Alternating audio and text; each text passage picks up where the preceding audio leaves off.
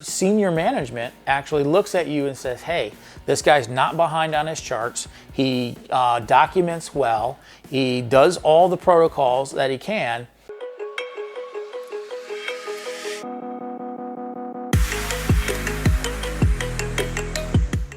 So I appreciate everybody watching today. And this is kind of going back to one of our videos where I actually asked you guys for some help on some of the ideas and what you want to talk about. And one thing that kept coming back time after time again, people wanted to know how I got into SWAT and how I got into the flight programs.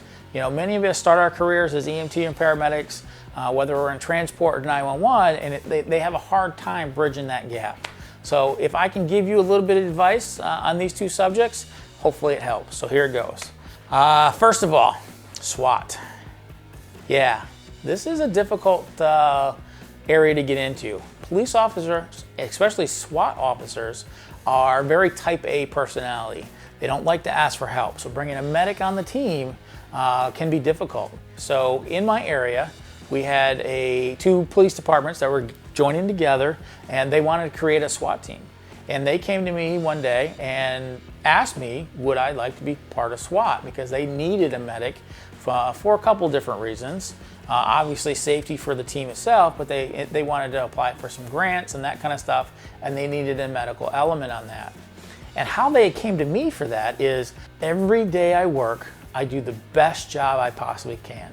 These officers and these fire guys and everybody that are around me, they watch you all the time. So you are always on, you're always doing that job interview. You know, they see me out on the streets treating car accidents. They see how I treat, the gunshot wounds. They see how I treat the sick people day in and day out on my regular job. So they thought, hey, this guy is pretty good. Why don't we get him on the SWAT team? What did that mean to me? I had no idea. When I first got to this, it sounded cool, but I didn't realize what it took to actually be a SWAT medic. And I started taking courses. I took the CONTOMS course held by Homeland Security down in the Parks Police, down in Washington, D.C. area.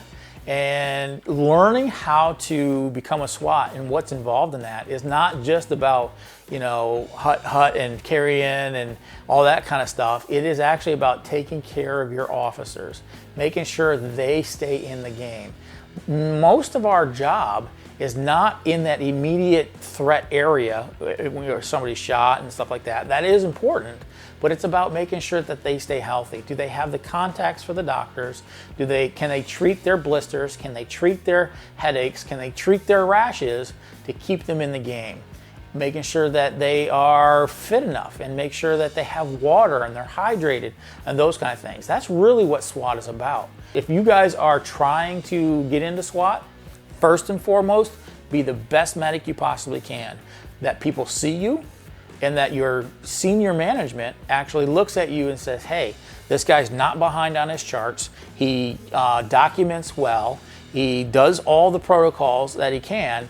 They're going to encourage you or let you go on to a lot of these SWAT teams. And those officers that see you, be prepared. The first year I was there, it was difficult because this team specifically actually had, medics come and go all the time because the finance wasn't there, some other issues. So I got there and they're like, who's this kid over here, coming to our SWAT team? We don't need him. We've been doing this for years, but I stood in there. I got harassed, I got ignored, I got all those kind of things, but I withstood the test of time. And now I'm part of the team. I've been coined by a couple of different elements of our team.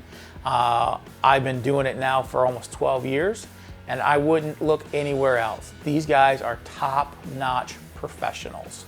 That's how I got into SWAT. It was kind of luck of the draw. I had to educate myself on all the schools. I went to basic SWAT school. I went to CONTOMS, as I mentioned. I took basic SWAT analysis. I took all these other courses to learn what's going on. So if you're interested, take some courses, talk to the officers, and be prepared to work.